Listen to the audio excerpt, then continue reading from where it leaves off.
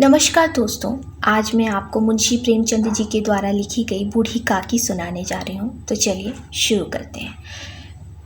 बूढ़ी काकी की कहानी। बुढ़ापा और बचपन दोनों ही एक समान होता है। बूढ़ी काकी के सभी अंग जवाब दे चुके थे।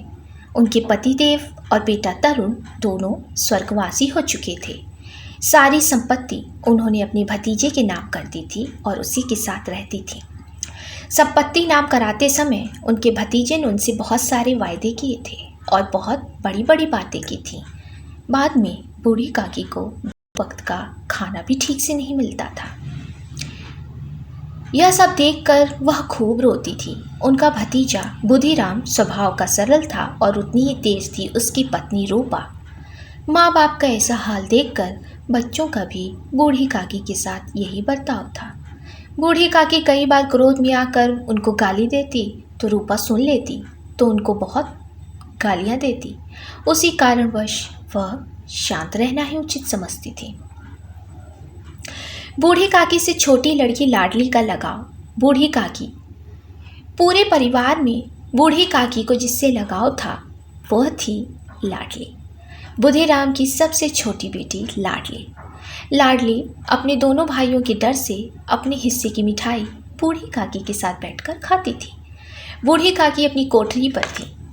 बाहर जश्न मनाया जा रहा था।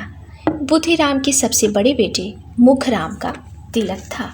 खूब खुशबू भी आ रही थी और मेहमान बाहर बैठे बातें कर रहे थे। बूढ़ी काकी यहाँ भूखी बैठी थी। आज तो उन्होंने रोया भी नहीं क्योंकि वह अपशकुन हो जाता, क्योंकि उनको खाना देने वाला कोई नहीं था और आज लाडली भी उनके पास नहीं गई। वह अलग अलग खाने की कल्पना करने लगी और यह सोचते हुए वह कढ़ाई के पास जाकर बैठ गई। रूपा अपने काम में बहुत व्यस्त थी। वह कभी यहाँ जाती तो कभी वहाँ जाती। गला प्यास से सूख रहा था किंतु वह 1 मिनट भी टाइम नहीं मिला और क्रोध न जताया, नहीं तो पड़ोसी बोलते कि इतने में ही उबल गई। बूढ़ी काकी की गुस्सैल बहू रूपा। इन सब के बीच उसने बूढ़ी काकी को कढ़ाई के पास बैठे देखा तो उसे क्रोध आ गया।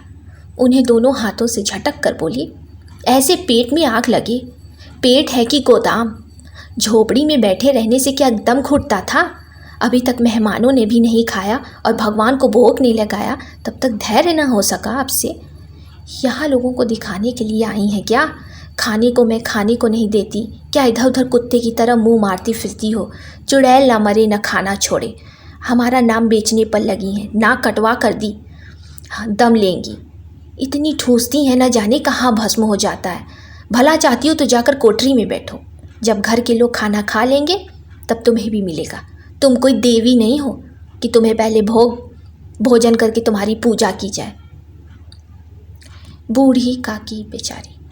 बूढ़ी काकी बिना कुछ कहे रेंगती हुई अंदर चली गई और बेचारी कर भी क्या कर सकती थी।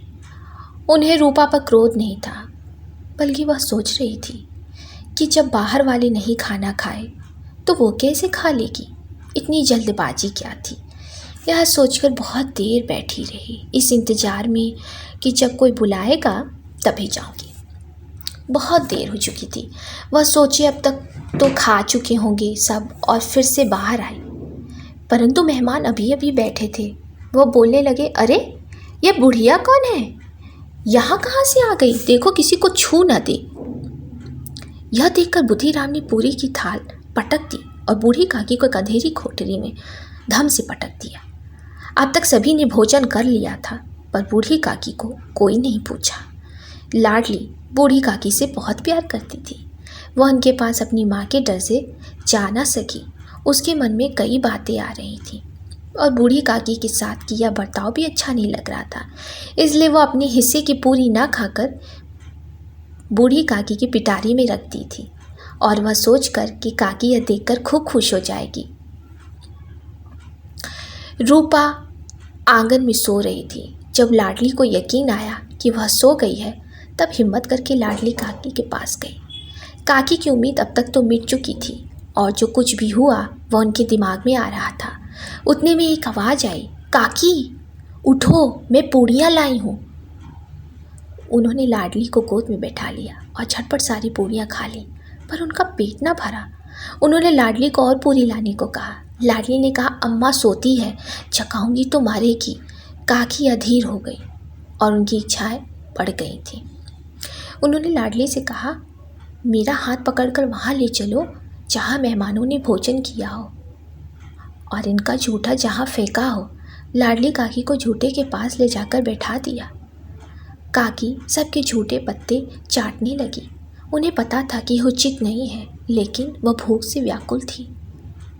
लाडली का न दिखना। अचानक रूपा की आँख खुलती है और उसे लाडली कहीं नजर नहीं आती।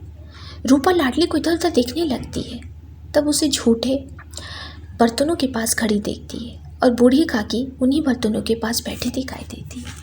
यह देखकर रूपा का दिल सन्न हो गया। उसे अपनी निर्दयता का ज्ञान हुआ। उसे समझ आ चुका था कि वह जिसकी बदौलत उसने इतनी दुर्गति की।